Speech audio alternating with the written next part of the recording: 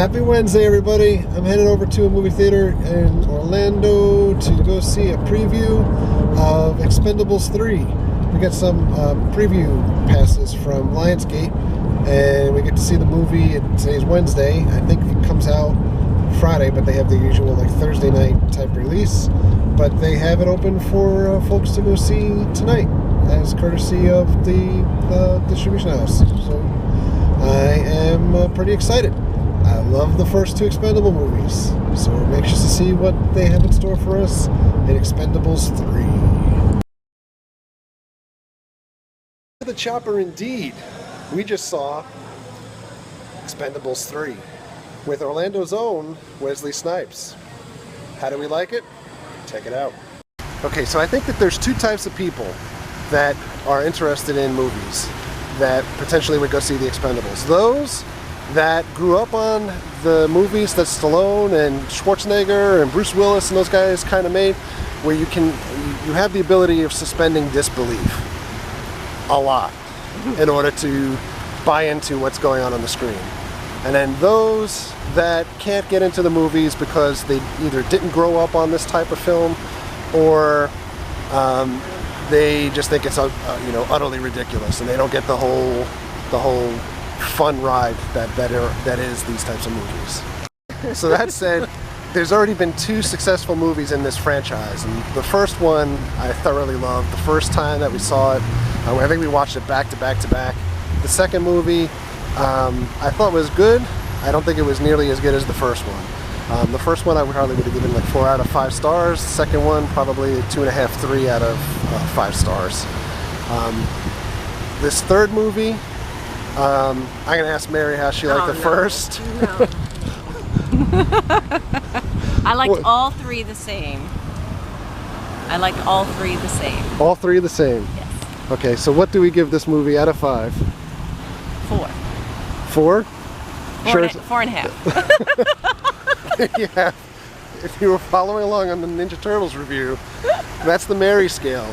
Is it 4.5 or 4.25? 4.75. 4.75. And we'll maybe think of some other movies that we can judge on the Mary scale at a later point, but I think I would give this movie 4 out of 5, based off of the movie that this is.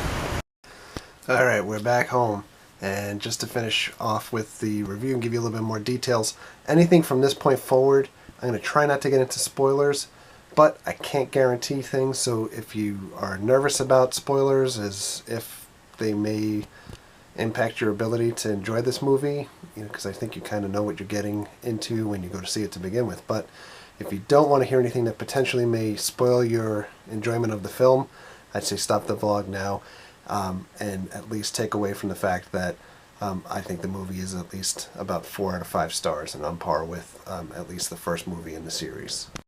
So the first thing we can talk about is the plot of the movie. I think you know what you're getting when you get into this film. It's the classic 80s action hero type movie, right? There's a good guy, there's a bad guy, and there's a bunch of explosions, car chases, planes, helicopters, etc., motorcycles, and everything to bring the action together. It's an all-out action movie.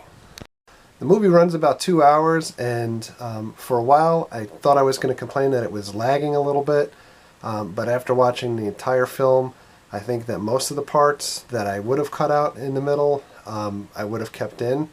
However, there's some scenes with Kelsey Grammer in the movie that are there to kind of give backstory to some of the newer characters that are in the film, and some of those scenes seem to go on a little bit more, and they never really get into the backstory of Kelsey Grammer's character himself, or really a lot of detail into the newer characters that they're bringing in. So of those new recruits, by the way, who do I think had the most impact? I think Ronda Rousey from UFC fighting, her character was really kind of awesome, and I think that they put her in maybe to give women something to relate to a little bit more as well, to think that there's a woman that is empowered enough with ability that she can compete on the same level as the men, and she most certainly does in the movie. I enjoyed her character in the film. I think she was the standout of all the new folks that they brought into the film.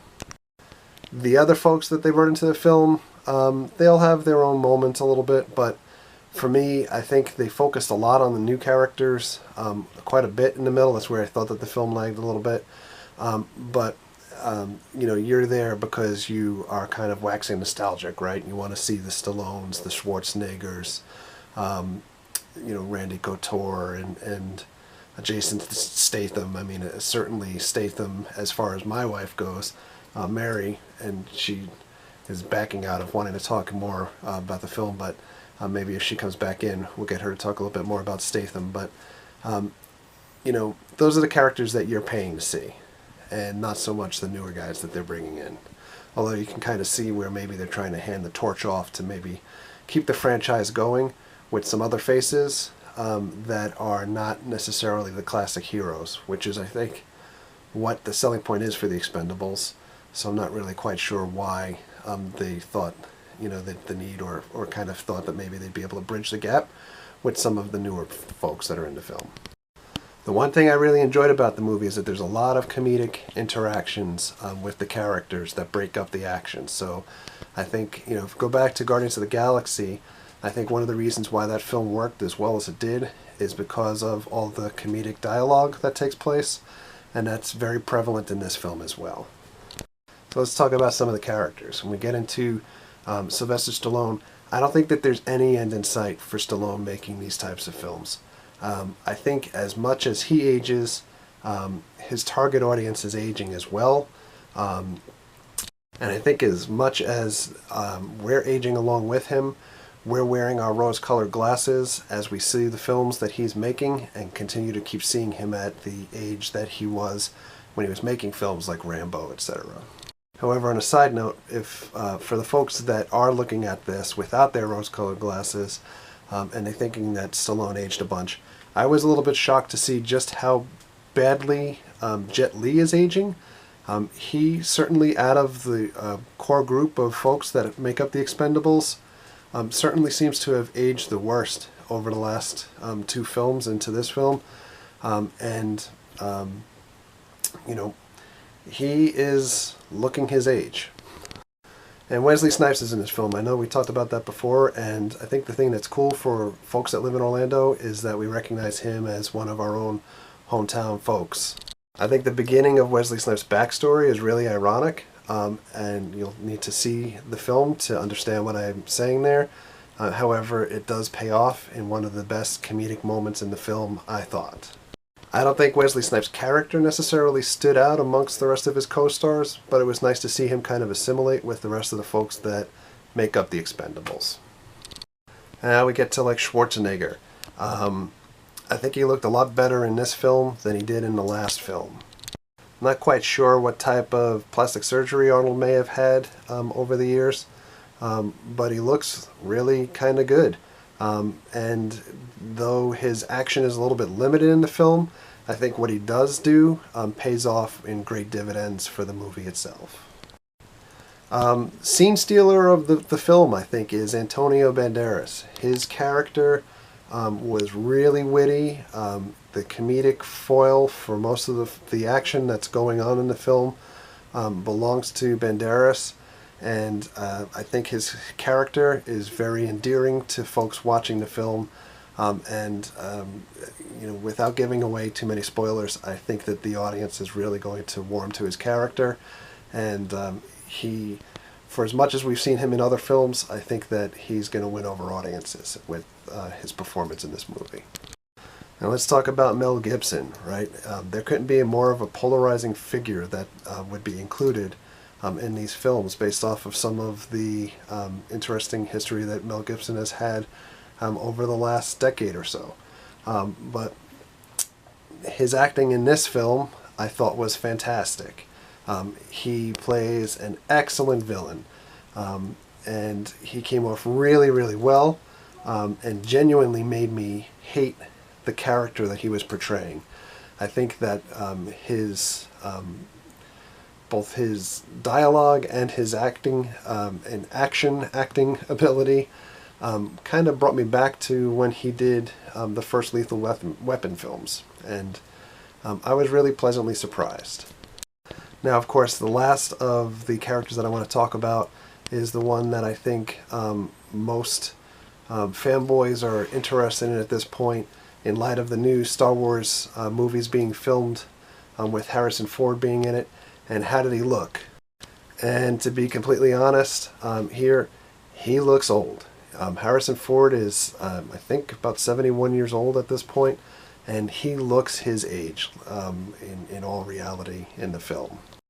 Put it this way, when the film started and he was introduced, as his character was introduced to the film, I thought, maybe they're really kind of making a mistake with bringing back the old cast in the new Star Wars film. However, having said that, I think as the film goes along, he really starts to fit into his character a little bit better. And certainly when he gets into more of the action type sequences, it's kind of that same thing again about putting on your rose-colored glasses and seeing things in a different light. And here's a little bit of a spoiler. As he's kind of taking off and flying in the scenes in the movie, it really kind of brought you back to just his overall ability and the Han Solo character and flying the Millennium Falcon back in the Star Wars films, and kind of gets you a little bit more excited as to seeing how the character is going to look next year when the Star Wars films do come out, the new series. Overall, the movie is a really fun ride. If you're looking for a popcorn film that doesn't require a lot of thought and it's just kind of mindless brain candy, and you know what you're expecting when you get in to the film, obviously you probably have already seen Expendables 1 and/or Expendables 2 if you're looking at this review, or even interested in seeing Expendables 3. It fits right in line with the other movies. I think that if you are a fan of the other movies, you're going to love it. If you're not a fan of the other movies, you might want to skip this. And so on that note, that is the review for the Expendables 3. I hope you enjoyed it. As always, thank you for liking the videos. Thank you for commenting.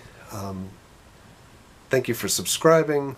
And as always, treat others the way you want to be treated. And have a great night. Thanks.